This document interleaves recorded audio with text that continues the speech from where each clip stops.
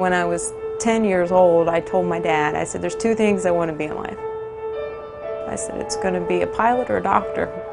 My mind was set up. When I turned 17, I actually enlisted by myself. I told my mom and dad, I said, I'm going down here, I'm taking the test, I'm enlisting into the Guard. So I started out as an administrative assistant, 71 Lima.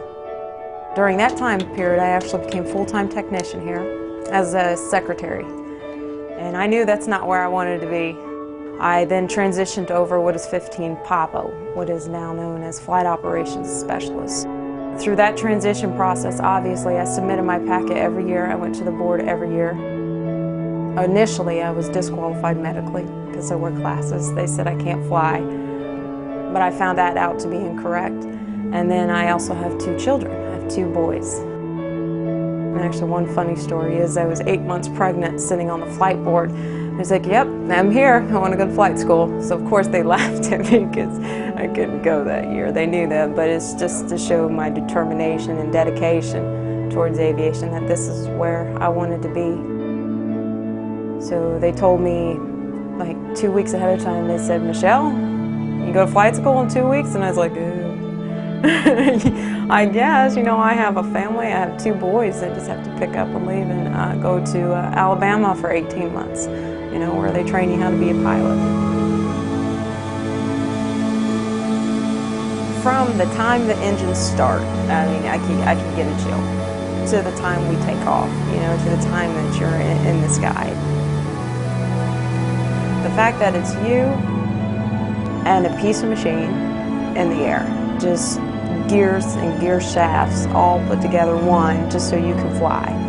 It's an amazing concept. Helicopters, they say, weren't designed to fly, but they do, obviously. One of my most favorite experiences that I can recall is in flight school, and it was the first time I had to fly under real instrument conditions. And at this point, we were climbing, I believe, through about 2,000 feet up to about 3,000, where we had a break in the cloud layer. And then you come above this cloud layer, it looks just like a bunch of white puffs of cloud cotton balls. It's a whole nother world. It's the sun is shining, it's beautiful, and it's just surreal. It's amazing, and to know that I'm there, I'm experiencing this, and it's because of me and my determination, knowing that I'm there. It's an amazing feeling. I'm not the first woman pilot here in the Indiana National Guard. This is Miss Lewis. She was the Guard's first woman pilot trainee.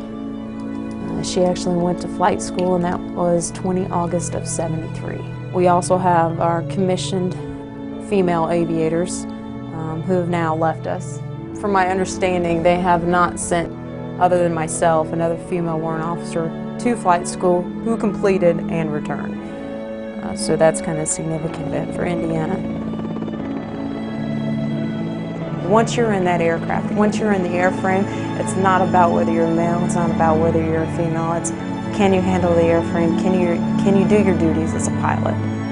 Because the life of not only of yourself, but your counterparts and the passengers that you're carrying depend on you. So in the end, it's you're one and the same.